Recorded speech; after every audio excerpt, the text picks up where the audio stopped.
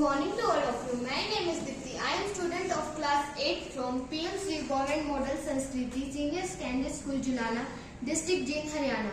My model name is rainwater harvesting. It is used for different purposes in our daily life to make it more very efficient. First of all, the rainwater collection and storage of the rainwater, and it is oldest and simplest method of self-supply for water in different purposes like drip irrigation and hydroelectricity. Rainwater stored in the stand and come through this pipe to store in the stand and come out through this pipe to roots on plants drop by drop. Hydroelectric is energy or form of energy that harness the power of water motion to generate electricity. The rainwater stored in this tank and come through this pipe to with pressure. The turbine is the trunk and generate electricity. From these techniques, we can reshape our cities and improving water availability. Thank you. My name is Munesh from PM Shri Government Model Sanskriti Senior Secondary School, Julana, Haryana. My model name is role of aqueous sodium hydroxide to control atmospheric carbon dioxide. Climate change primary causes due to human activity that release large amount of greenhouse gases.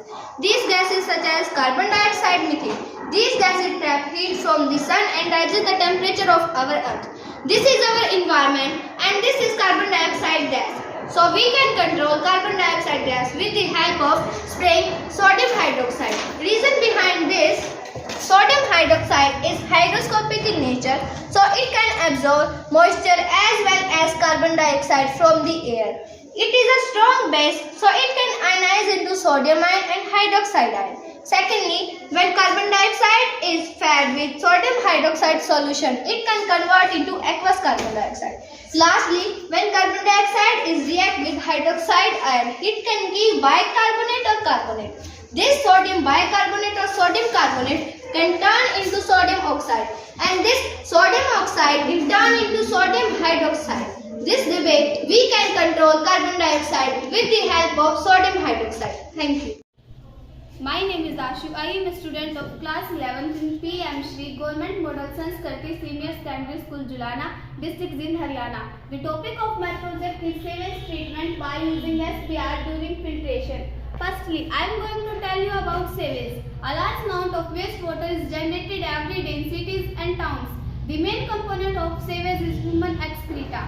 It contains a large amount of organic matter and microbes which are pathogenic. That's why this cannot be directly discharged into rivers and streams. This sewage is treated by STPS, means sewage treatment plant. There are many different steps in this process. Step 1, bar screen. Now let the process get started. Bar screen. Bar screen remove big solid material, plastic, polythene. Now the water enter in step 2, grit and sand removing tank. Grit tank slow down the flow so that solid material, excel, coffee ground and sand will settle out of the water. Now the water enter in step 3, filtration. Filtration remove impurities and dangerous contaminants. It provides correct quality of water for industry application. Then the water enter in step 4, aeration. Aeration provides oxygen to inhibit the action of anaerobic bacteria. Aeration is carried out by bubbling air into water using pipe and membrane devices. Then the water enter in step 5, chlorination. The main purpose of chlorination is disinfect water and remove harmful pathogens. Then the water enter in last stage, storage tank. Storage tank is natural wastewater storage in large basins. We have used this water in different purposes, agriculture, industries.